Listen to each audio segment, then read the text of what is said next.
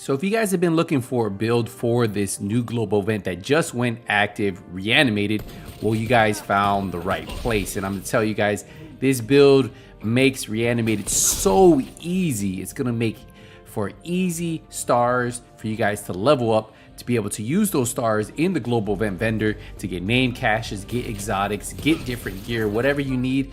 But this build right here is for you. And all the pieces I have, none of them are exclusive to raids or anything. So you guys can find all these pieces in the open world. Or if you guys are looking for the exotic I'm using, you guys can just follow my quest guide and it shows you guys how to get it. Now, I will tell you the great thing about this build is if you want to do different challenges from the global event, well, you can get the body shots, let them reanimate, or you can even do the one where you have to shoot them when they're on the ground. It says finish them off before they reanimate. Well, you can do a lot of things like you guys are seeing here. So the great thing about this is it can clear enemies pretty quick.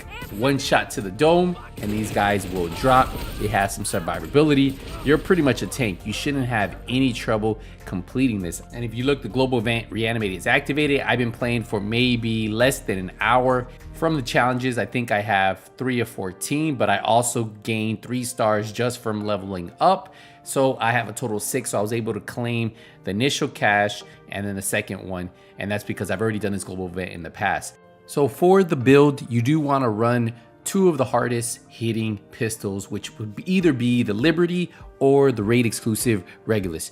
I was currently using the Liberty in the video. You can use the Regulus if you want. It's really up to you. Both of these will one shot. Now this one's at 657,000 damage on the Liberty and 788,000 damage on the Regulus. Now the difference between the two, they both have pistol damage. They both pretty much fire around the same speed, maybe the Regulus a little bit more. The Regulus comes with 10% headshot damage, but the Liberty comes with 9% damage to targets out of cover. And then obviously their talents are a little bit different. But overall, I just think either one of these can work. One of these is locked behind the raid, so if you don't have it, that's why I decided to show you with the Liberty, but either one of these will work with the build. Now you do want to run the Technician class because this is going to give you an extra skill tier, but it's also going to give you the hive that repairs your shield, so your shield should never go down. And that is the main reason why we run this piece right here.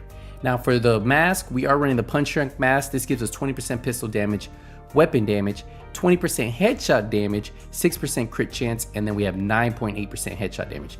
So ideally this is the mask you want to go with because of the amount of damage you get from one piece Douglas and Harding, and also that extra 20% headshot damage from one piece.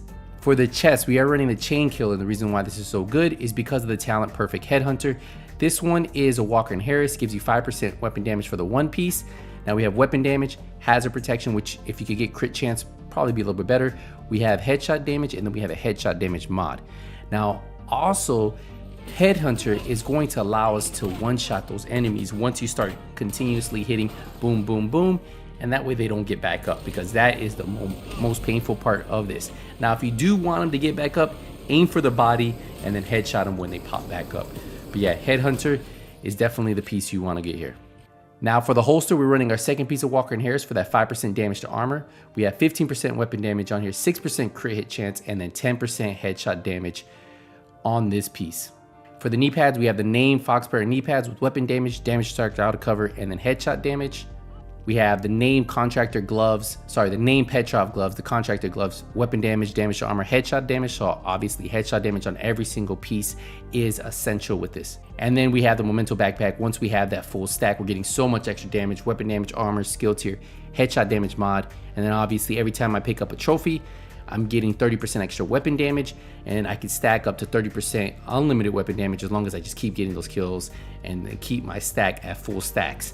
Now you also get that 30% skill efficiency and 3% armor regen. So that's why with this build, you shouldn't die during this global event, and it's an easy way to get those stars and also get free caches, because you guys know you can use these stars to get name caches, exotic caches.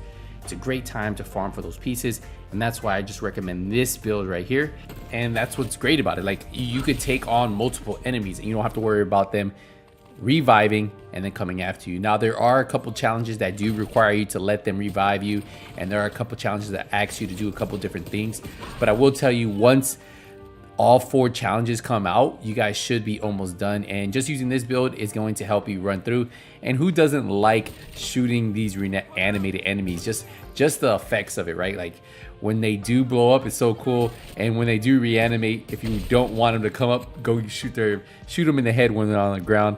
It's pretty cool effect, and I actually like this. This global vent isn't bad at all, as long as you use the right build. Because if you are just using builds that you just aim for the body and you're not trying to get those headshots, this could be very difficult. And that's why having a high power build like this, or if you even want to run a sniper build, is the way to go. But I want to be all up in their face. And look at this, another guy on the ground, finish him off, and same thing over here, just a headshot. So pretty cool build. I definitely think this is my go-to build right here. So if you guys have a different build that you suggest that you think is really cool for the reanimated event, hey, let me know down in the comments. But yeah, this is just the one that I personally like using. Let me know if you guys have any questions on the build itself. If you guys want to use the regulars, like I said, and you have that from the raid, you guys can. It will hit a little bit harder, but the explosion will also cause the enemies to die around them, and then they'll reanimate. So that could actually help you out with a couple of the challenges. So just depending on what you're trying to do there. All right, guys, we're gonna wrap it up here, guys. Appreciate the support, appreciate the love. I'll see you guys in the next one. But until then, hey, nothing but skills out. Take it easy, everybody.